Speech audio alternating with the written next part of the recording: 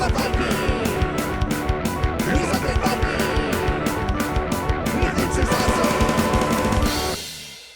everybody, this is me, the Undead Viking, and this is a comic book for Luminous Ages. This is not a review of a comic book, though. I don't have a game box to show you. I suppose I do have a small little game box, Luminous Ages, but I do not have like a big game box to show you. But I do have this really cool comic book, and I'll talk a little bit about that after a little bit. But this is a card game in which has multiple different ways of playing. It has, you know, the standard one person against the other person that is going to fight each other, and they're going to try to build the best deck, and they're going to hopefully have the best creatures and the best powers and abilities that's going to take out their opponent.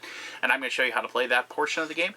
There's also a cooperative mode where each person is going to be working together with the other players at the table and trying to defeat this big giant evil dragon god that is trying to destroy the world. And there's also like a semi-cooperative version of that version where each person, yes, you can lose the game theoretically if none of you are able to defeat the dragon god, but the person who does the best job, like at defeating that dragon god, will ascend, you know, and will become, you know, more than what he is, kind of thing. But anyway, like I said, I'm going to show you like the head-to-head version of the game because I think that's what I'm going to play the game mostly because my daughter and I really enjoyed those types of games. And I was a little bit worried about this one being a little bit too much for her. Like as I said, my daughter plays a lot of Pokemon. She joined a local Pokemon league now, and she is in that little, like, you know, 7 to 9-year-old group, and she's enjoying it a great deal. But I thought, you know, this was going to be a little bit too much for her, and it kind of was. But you know, we still play it. We still have a lot of fun with it. We like the art. But this game's really shined for me with my buddy Derek, who is my go-to guy for these two-player type of games. But regardless, I'm getting a little bit ahead of myself, and you know, you don't know my daughter or know Derek for that matter. So let me talk to you about how to play the game of Luminous Ages, and then we'll come back here and I'll give you my final thoughts. Alright, cool. Alright, let me give you a rundown on how Luminous Ages plays out. Now, this is going to be the player versus player version of it, where you're actually going to be fighting against each other. This is not the co-op variant, where you're going to have multiple players trying to defeat an evil dragon god that is trying to destroy the world. Alright, so each player is going to have a dragon god. And their goal is one of two things. They're either trying to get enough dream life, which is 30. You gain dream life by summoning dreamlands, by summoning dream creatures, you know, just basically the stuff of dreams. You're creating those, and then those add to your dream life. And that's kept track on this particular little board here. You can even see there's a little dragon there on 30. And what that means is that when you hit 30, your dragon god, your dragon dream god will be summoned. And then actually be a creature that will be out in the middle of the board, and it'll be able to be attacked. And that's if you actually get your god summoned, your opponent has 3 turns to take it out and destroy it. And if it's destroyed, it goes back to where this area that's called Oneria, which is kind of like where the stuff of dreams is before it coalesces and creates itself into something that is real. Okay, so just, you know, that's kind of the premise behind the game, is that you have like this like formless dream energy that you're trying to like make a reality. It's kind of a neat little theme, and I really like that part. But anyway, regardless, so once you are able to do that, then they have 3 turns. Now, alternatively, and this is, I have not had a game end this way, you can do damage to the other person by destroying their dream creatures, destroying their dream god, destroying their lands, their structures, their things that they've created that are made out of the stuff of dreams. And when you destroy those, you actually get to take out some of their dream life. And if you can get them down to -10, you notice that there's -9 here, over here. If you can get them down to -10, you automatically win because you've destroyed them utterly. You've destroyed their fabric of dream reality, if you will. So, so each of these, if you've played these types of card games before, you're probably very, accustomed to this stuff. They have the names of them. You can see they're the god creature because they have that symbol on there. And then they have flying, dream fire, guarding, and so there's different powers and abilities. And you can go to the website for Luminous Ages or go to their Kickstarter page. And you can download those rules. And I'm not going to go through each and every term. I mean, guarding is an ability that basically you have to tap them if they attack, so they can still defend on their turn, stuff like that.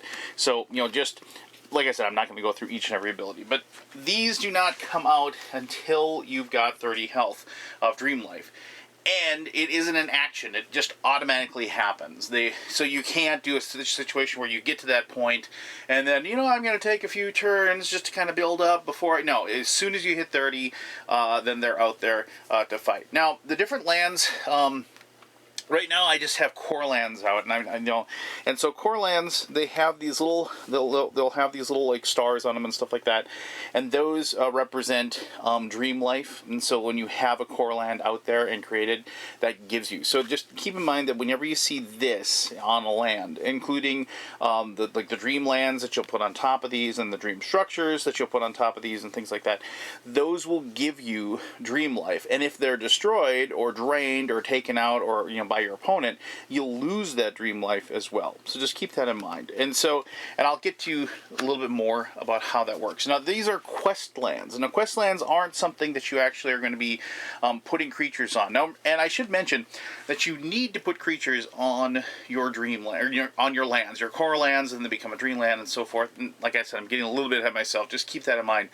Because if you don't, they're very easy to be destroyed or drained or messed with by your opponent. So there's this kind of neat balance where, because you don't start with all this land out there. I'm just kind of jumping in here a little bit, but you're going to be creating these lands and then bringing them out to play. And you can only bring one out a turn. But as you're bringing these out to play, you want to be able to have creatures on them at the same time. So you'll have creatures resting in your own area, which is kind of this dream world, and then you bring them out to protect them and guard them, and to prevent them from being destroyed by your opponent. But anyway, so quest lands are a little bit different. Quest lands have a special little power on them, and so in this case, you would actually send creatures, and I'll show you some creatures. I'll show you creatures here in just a little bit. But you'll send creatures, and you're very successful in your roll, and you actually roll to see if you succeed. If you send one quest creature on the quest to the quest land, you have to roll a 5 or a 6 to succeed. If you send 2, you have to roll a 3 or higher on a 6-sided, and if you send 3, which is the maximum, you automatically succeed.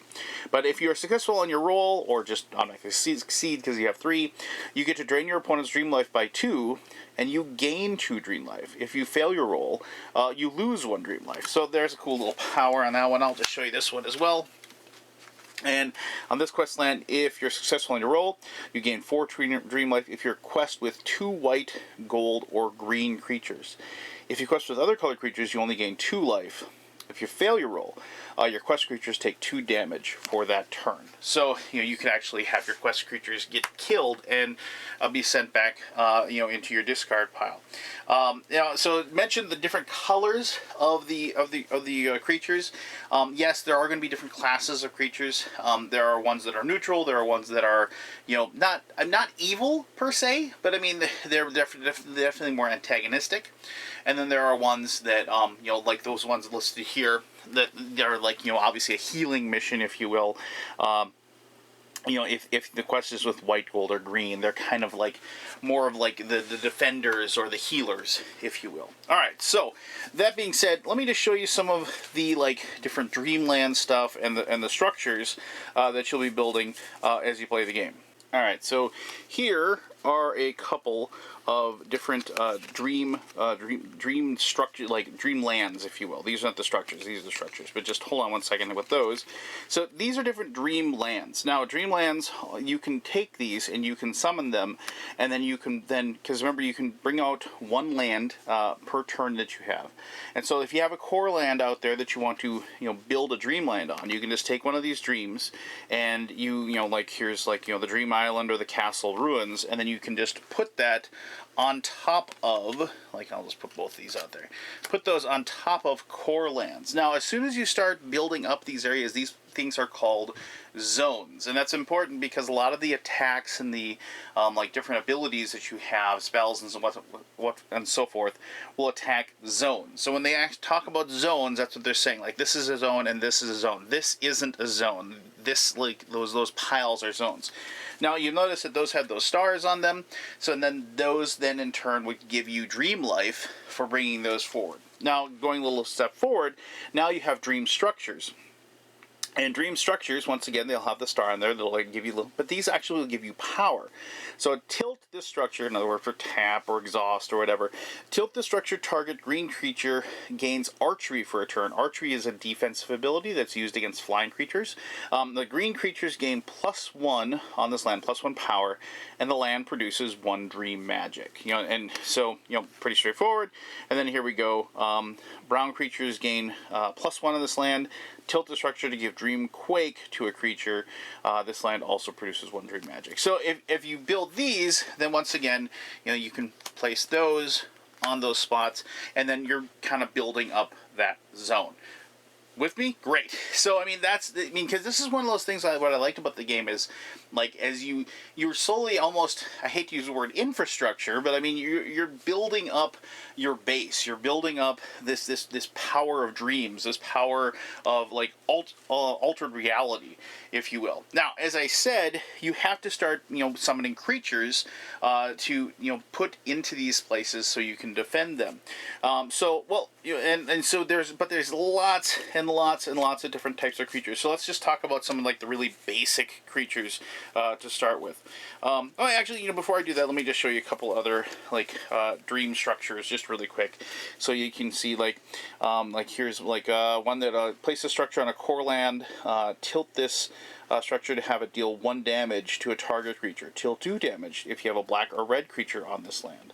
And then here you have, and then this is, I'm sorry, that's actually the exact same one as that one. So, I mean, there's lots of different varieties as far as the different structures that you can put out there. And those 3 that I just showed you definitely are not limited as far as that is concerned. All right, so one of the, like, as with any game, you're going to have some basic creatures. These, and creatures, the big thing is, like, yeah, they might have an ability or something in here, but, obviously one of the most important things is its power, and that's how much damage it'll do when it attacks, and that's how much damage, like, it can take when it gets attacked. So you have, and you can tell these are just standard because of the fact that they just says creature on there, and that's it, and all it is. So, I mean, and you might say, well, dragon, well, it's just a creature. It's like, it has flying, and can do 2, and so it has different, and here's an elemental, it has fire blast and so forth. These, as I said, can be placed on different spots, and you can use those to defend your areas. They're the most basic of all the things that you're going to have, because this game does follow standard deck building rules, like that. You can only have a certain number of certain types. So, like, yes, you might want really, really cool legendary creatures on every one of your spots, but because of the deck building rules, you are only allowed to have a certain number of those particular creatures. Now, speaking of legendary or like dream creatures, if you will, just going to show you some of those as well. Okay, so dream creatures, you can see like they're going to have like this kind of like little star down here. And remember, dream creatures, when they come into existence, they are part of like the stuff of dreams. So you gain power equal. Dream life, I should say, equal to the power of the creature that you bring into existence. So, here we have this dream creature. It's a dragon bird, pretty cool art, whatever. And, but these will once again, follow, the standard rules as far as, being able to fight and protect lands and what have you.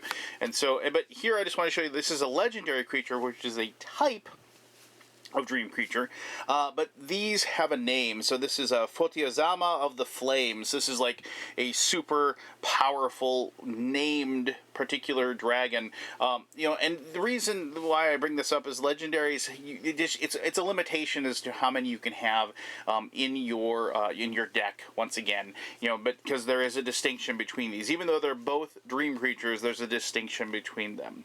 And so, as I said, you can get these out there and you can summon them, and they can go to town as well. Now, I just wanted a couple other things I wanted to show you. A few different creatures I wanted to show you. Then I want to talk to you a little bit about some other cards you can have. So this is this Elven Queen. You can see like royal creature. Oh, and I actually now that I see this thing where it says phasing right there. Phasing is a special ability, and it's a very important ability that actually allows once you get a creature down into a zone. Remember I talked about different zones. That's where they are. That's where they're going to be. But phasing is an ability that allows you actually to move them. So like and gives them more malleability. I just wanted to point that out because that's a pretty important rule as far as when you put creatures onto the board. But okay, so here you have this royal creature. Elf, and you can see has what's called the Royal Call, and there's other abilities like this as well, like dream summoning and stuff like that. But what the Royal Call does is it actually allows them to summon creatures that will actually follow along with them and be with them. And these are called token creatures, and token creatures just work just as the same as a creature that can do damage. They have power and ability, and like with Royal Call, you can immediately summon token creatures, and these don't go in your deck. These will be kept aside by the side of the board. So like when you do use an ability like Royal Call, you'll be able to just pick and choose. And so like here you have, and then she would summon these panthers, and then these then are with her, and this is important because a lot of the times when you're doing damage and you're doing attacks, you need lots of damage. I mean, to destroy lands, you need 8 damage. So I mean, having a lot of creatures all in one going for something is very important. And so, but if something were to happen to her, like if somebody was able to exile her or destroy her or anything like that, any creatures that she would have, token creatures that would be with her, would follow suit, and they would be destroyed as well. So, just something interesting there, like as far as like with the royal creatures, and royal creatures have that ability. That's one of the Royal Call. That's something very important about those. All right, so that being said, let me just talk briefly about different like quest creatures. I just wanted to show you quest creatures. Remember I talked about the quests. They'll actually have like a little queue down here, and then in their whole point, they can be used to attack and defend and whatever, but then you can also send them on the quest to do the quests on the quest lands. And so, and they will have and they will have abilities. So it has guarding, which it doesn't tilt to attack, but quest ability, you roll +1 when questing, and if you're successful on your quest target creature gains guarding as well. So like not only would you send him on a quest, he would succeed, but then you could pick a creature that you had to have it. And there's lots of different quest abilities as well, so having quest creatures in your deck is important. Alright, so you're not going to just have lands, you're not going to just have creatures in there. And I haven't really talked too much about combat. I mean, combat works really, really simple. When you have your attack phase on your turn, because you have kind of like a build-up phase where you'll be tilting different things to kind of build up, to summon creatures, do your process of your turn.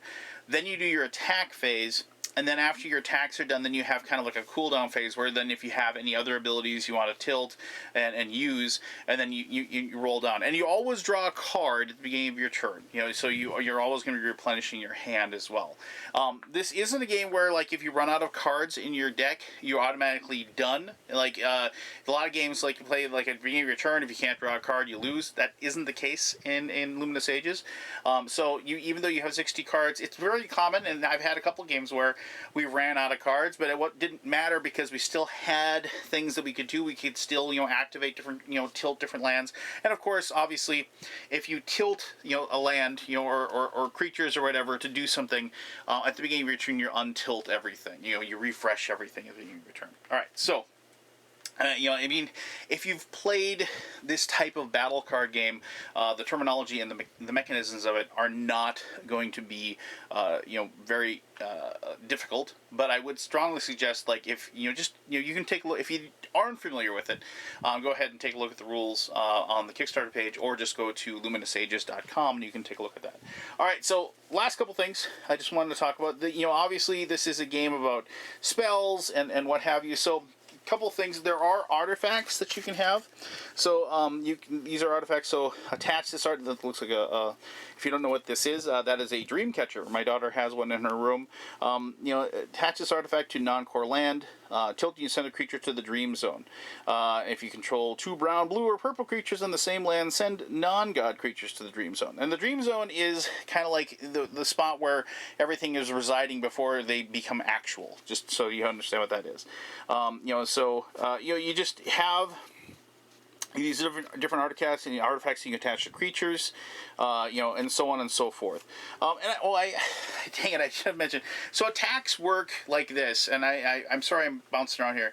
When you attack, you attack and you say, I'm attacking that zone, and these are the creatures that are attacking, and you can actually say what you're attacking. I'm attacking that creature. I'm attacking, this attack power total of 6, because you can attack with a bunch of creatures at once from one zone to another. You can say, well, these 3 creatures have attack value total of 6, and I'm attacking that creature right there. And then if you do as much damage as they have, power, so if that's like a power 6 creature and the person can't defend against it, or activate any sort of abilities or anything or have another creature take the damage instead, and so on and so forth, like all the different things that you'd expect to find in a game like this, then you would just destroy that creature and they get sent to the discard pile. You can't attack the land until you destroy the things that are defending it. So just keep that in mind as well. But anyway, so artifacts, you can attach them to creatures and so forth. Plus, then you also have different dream spells you have here. So gain 3, dream life. It's an ability. Gain 3 dream life. If you have 4 creatures that are white, gold, or green, gain 6. Cast at any time. And so there's other options that you have as far as things you can do as far as spells and what have you that you can cast on your turn. It isn't just about summoning creatures, though. Summoning the creatures, building up your lands, and building up that power base so you can get to the point where you can summon your god dragon is obviously the larger part of the game. So there you go. This wasn't an exhaustive thing in Luminous Ages. The game, it does have a lot of text to it. It does have a lot of different rules and everything like that. So it will take a playthrough, I think, in my mind, in my opinion, to kind of grasp it and to grasp what's going on. Obviously the cooperative version is going to play a lot differently than this because of the fact that you're not actually fighting each other. You're going to be everybody's going to have one deck of cards that you're going to draw cards from. And you're going to actually share your information as far as the deck with each other and plot out attacking that. But, they have a very good video on their website of two people playing the cooperative version. I invite you to go ahead and check that out at the Kickstarter page as well. So, there you go. Like I said, I really enjoyed the theme of this one. I liked the whole building up of the lands to that thing where you kind of like I said, it's like dream infrastructure, if you will. And I really like that aspect of it. But let me talk more about that in my final thoughts. All right, thank you very much for learning how to play Luminous Ages. Now, I talked a little bit about this comic book before.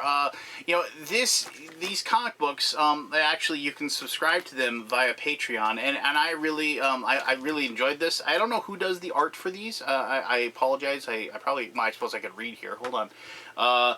The writer is the guy who designed the game, and that's Anthony Cristo, which is pretty cool. But let me see here. Well, he's also the lead artist. I am a moron. All right. So anyway, wow, that's really cool. This guy's really made.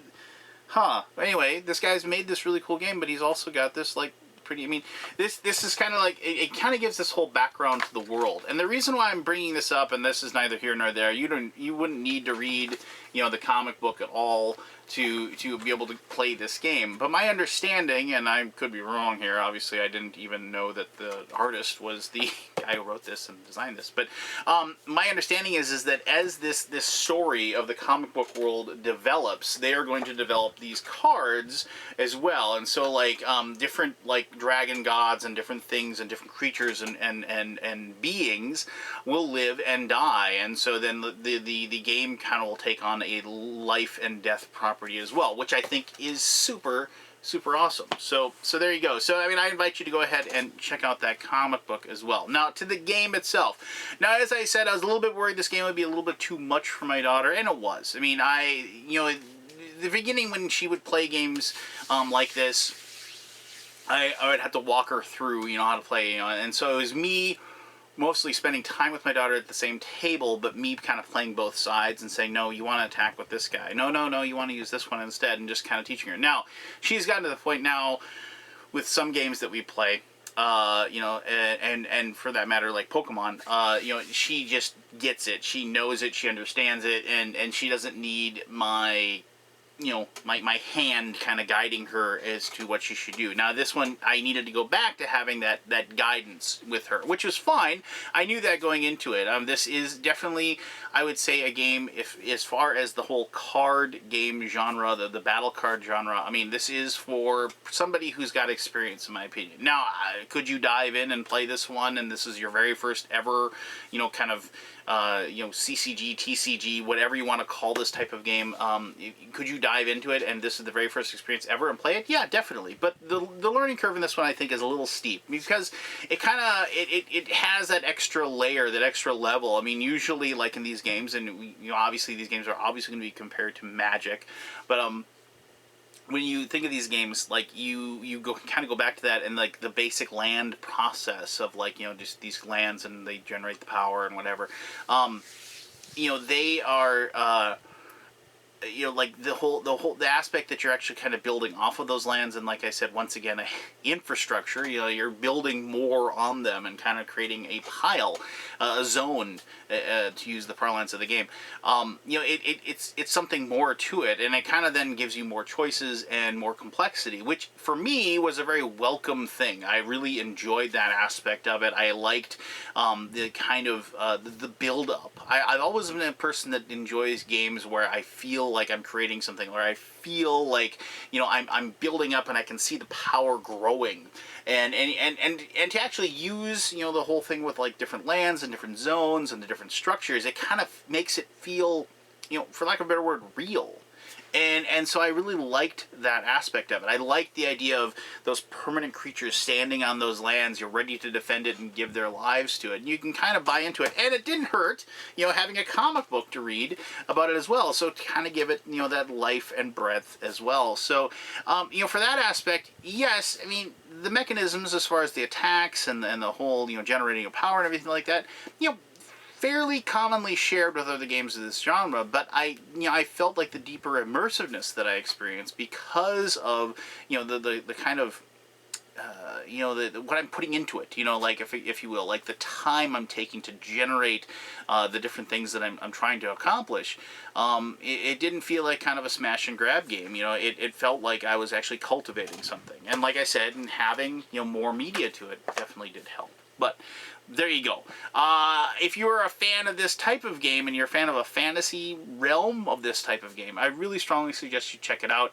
As I said, this was my favorite way to play the game. That isn't to say that the cooperative version of it was poor in any way, shape, or form. It was very, very difficult, which is what I want out of a cooperative game, and it was very rewarding when you're able to pull off a win as well. So I invite you to go ahead and check out those aspects. As I said, you can go to the website at luminousages.com, or if you go to the Kickstarter page, there is an excellent video done by the creator of the game and the artist of the comic book of the game, that you can go ahead and watch how that particular version of the game is played out. So there you go. That's Luminous Ages. If you have any questions about it, please ask away. I'll be happy to answer those as best as I can.